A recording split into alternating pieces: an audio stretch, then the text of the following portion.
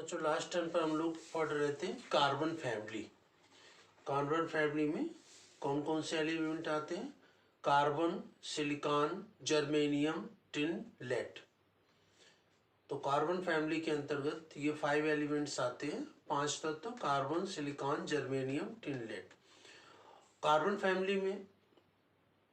Family के जो ये मेंबर्स हैं, carbon, silicon, germanium, tin, lead, इनकी प्रॉपर्टी क्या होती है, इस ग्रुप के क्या क्या लक्षण होते हैं, वो उसको डिस्कस किया था। उसकी इलेक्ट्रॉनिक कॉन्फ़िगरेशन और जो भी करैक्टर थे उसको डिस्कस किया था।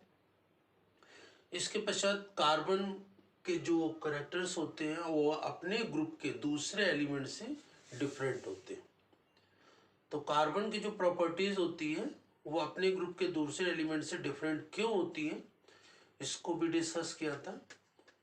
और इसके पश्चात कार्बन के जो एलोट्रॉप्स होते हैं, अपर रूप होते हैं, कौन कौन से होते हैं उनको भी डिस्कस किया था। कार्बन के अपर रूप कौन कौन से होते हैं। और इसके पश्चात इसमें आज हम लोग डिस्कस करते हैं कार्बन फैमिली के अंतर्गत कि जो कार्बन के जो ऑक्साइड्स होते हैं, कार्बन की जो प्रॉपर्टीज होती, केमिकल प्रॉपर्टी, फिजिकल प्रॉपर्टी पढ़ चुके थे। कार्बन की फिजिकल प्रॉपर्टी क्या क्या होती है उसको हम लोगों ने डिस्कस किया था। उसी के बाद आज हम लोग पढ़ते हैं कार्बन की जो केमिकल प्रॉपर्टी क्या क्या होती है और कार्बन के ऑक्साइड कौन कौन से होते हैं। कार्बन की केमिकल प्रॉपर्टीज और कार्बन के ऑक्साइड्स, इनको डिस्कस करते हैं। तो इसमें ये स्टेनस ऑक्साइड की कार्बन से रिएक्शन कराते हैं तो टिन अलग हो जाता है और कार्बन मोनोऑक्साइड गैस प्राप्त होती है।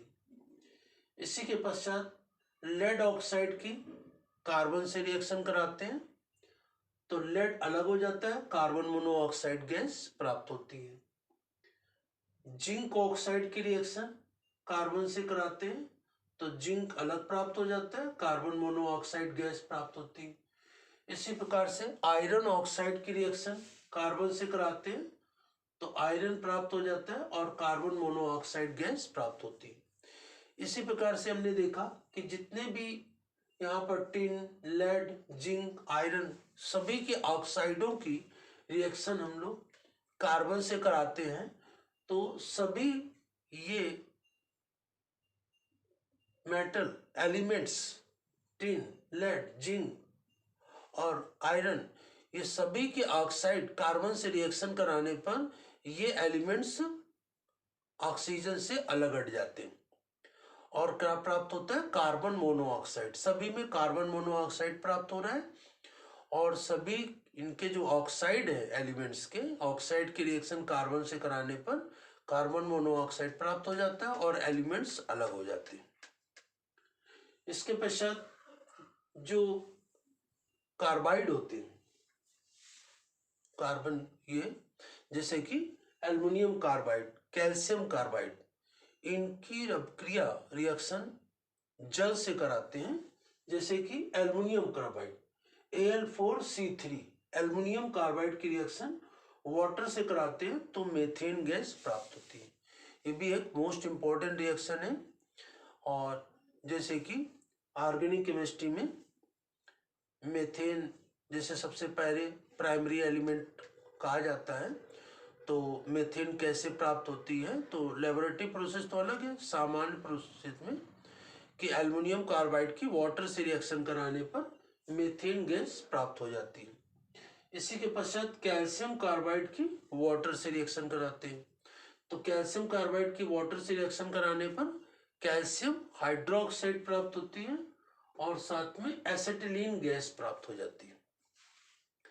तो एल्युमिनियम कार्बाइड की वाटर से रिएक्शन कराते हैं तो मेथेन गैस प्राप्त होती है और कैल्शियम कार्बाइड की वाटर से रिएक्शन कराते हैं तो एसिटिलीन गैस या एथाइन गैस, इसका आईयूपीएसी नाम होगा C2H2 को एथाइन कहते हैं, तो एथाइन गैस प्राप्त होती है। इसी तो इस प्रकार से जो एल्युमिनियम कार्बाइड और कैल्शियम कार्बाइड, इनकी कार्बाइडों की रिएक्शन जल से कराने पर ऑर्गेनिक कंपाउंड मेथेन और एसिटिलीन या एथाइन प्राप्त होती।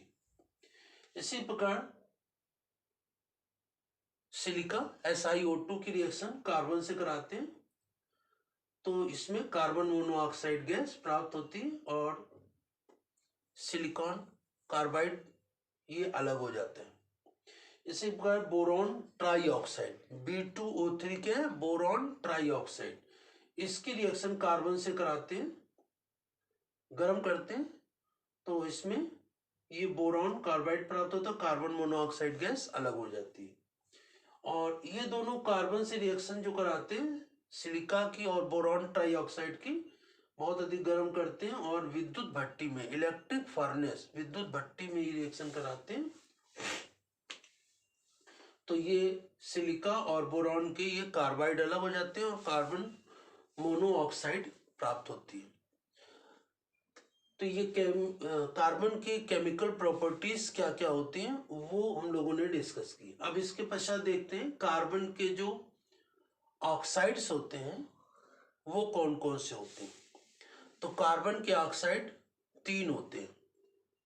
Number 1 carbon monoxide CO, number 2 carbon dioxide CO2 और कार्बन सब ऑक्साइड जो होता है C3O2। तो इस प्रकार से कार्बन के 3 ऑक्साइड्स हैं, CO, CO2 और C3O2। अब इसमें सबसे पहले हम लोग डिस्कस करते हैं कार्बन मोनोऑक्साइड CO नंबर 1। तो कार्बन मोनोऑक्साइड कैसे कैसे बनाया जाता है, तो कार्बन मोनोऑक्साइड को बनाने की कौन कौन सी विधियां हैं वो हम लोग डिस्कस करते हैं। तो कार्बन मोनोऑक्साइड बनाने के लिए सबसे पहले लेबोरेटरी प्रोसेस, प्रयोगशाला में कार्बन मोनोऑक्साइड गैस कैसे बनाते हैं। तो प्रयोगशाला में फॉर्मिक एसिड को HCOOH, फॉर्मिक एसिड को H2SO4 की प्रेजेंस में हीट करते हैं, गर्म करते हैं तो कार्बन मोनोऑक्साइड गैस प्राप्त होती है। इसी प्रकार से sodium format HCOONA, sodium format को H2SO4 की प्रेजेंस में गर्म करते हैं तो कार्बन मोनोऑक्साइड और जल प्राप्त होती है। तो फॉर्मिक एसिड या सोडियम फॉर्मेट किसी को भी हम H2SO4 की प्रेजेंस में गर्म करेंगे तो कार्बन मोनोऑक्साइड गैस प्राप्त होती है। तो फॉर्मिक एसिड से जो कार्बन मोनोऑक्साइड गैस प्राप्त हो रही है ये क्या है? लेबोरेटरी प्रोसेस, प्रयोगशाला में कार्बन मोनोऑक्साइड गैस कैसे बनाते हैं इसकी ये प्रोसेस है। दूसरी प्रोसेस हो गई सोडियम फॉर्मेट को H2SO4 से के साथ गर्म करते हैं तो कार्बन मोनोऑक्साइड गैस प्राप्त होती है। और COOH, सिंगल बॉन्ड COOH, ये क्या है? कार्बोक्सिलिक एसिड, कार्बोक्सिलिक एसिड को H2SO4 के प्रेजेंस में गर्म करते हैं तो कार्बन डाइऑक्साइड, कार्बन मोनोऑक्साइड और जल प्राप्त होता है। मतलब कार्बन मोनोऑक्साइड, कार्बन डाइऑक्साइड दोनों प्राप्त होते हैं। इसी के पश्चात सोडियम ऑक्सलेट, सोडियम ऑक्सलेट को H2SO4 के साथ अभिकृत कराते हैं, रिएक्ट कराते हैं तो कार्बन डाइऑक्साइड, कार्बन मोनोऑक्साइड और जल प्राप्त होता है। और इसी के पश्चात नेक्स्ट है कार्बन डाइऑक्साइड को कार्बन के साथ रिएक्ट कराते हैं, गर्म करते हैं तो कार्बन डाइऑक्साइड को कार्बन के साथ गर्म कर देते हैं तो कार्बन मोनोऑक्साइड गैस प्राप्त होती है। तो इस प्रकार से जो कार्बन मोनोऑक्साइड है वो किन किन विधियों द्वारा हम प्राप्त करते हैं। तो कार्बन मोनोऑक्साइड प्रयोगशाला में कैसे प्राप्त करते हैं? फॉर्मिक एसिड को H2SO4 की प्रेजेंस में हीट करने पर कार्बन मोनोऑक्साइड गैस प्राप्त होती है। तो लैब में, प्रयोगशाला में केवल फॉर्मिक एसिड से प्राप्त करते हैं। इसके अलावा सोडियम फॉर्मेट, ऑक्सैलिक एसिड और सोडियम ऑक्सलेट, इनसे भी कार्बन मोनोऑक्साइड गैस प्राप्त करते हैं। तो ये कार्बन मोनोऑक्साइड किन किन विधियों द्वारा प्राप्त की जाती है और उनको प्राप्त करने की कौन कौन सी विधियां हैं, प्रोसेस हैं, तो अपनी फेयर कॉपी में नोट करेंगे। कार्बन की केमिकल प्रॉपर्टीज या रासायनिक गुण कौन कौन सी हैं, तो रासायनिक गुणों को, केमिकल प्रॉपर्टीज को नोट कर लेंगे।